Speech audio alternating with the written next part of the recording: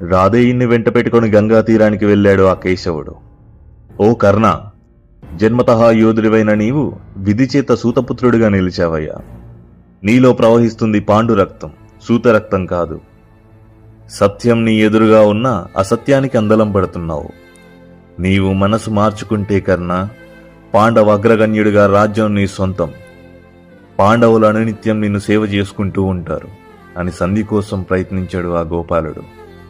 ఓ కృష్ణ, కడుపున కనకపోయినా తానే నేనుగా నేనే తానుగా చూసుకున్న నా తల్లికి ఈ నిజం చెప్పి ఏం సాధించాలయ్యా? నన్ను సూతుడు అని నిందించినప్పుడు ఒక్క నా దుర్యోధనుడు మాత్రమేనయ్యా నన్ను భుజానికి ఎక్కించుకున్నాడు. నేను పాండవుణ్ణైనా కాకపోయినా నా దుర్యోధనుని స్నేహానికి మాత్రం ద్రోహం చెయ్యలేను కృష్ణ. ఆనాడు ద్రౌపది వస్త్రాపహరణ రోజున ఏమన్నాడయ్యా మీ భీమసేనుడు? ఒరే దుశ్శాసన, నీ కడుపు చించి రక్తం తాగుతానన్నాడు కదా.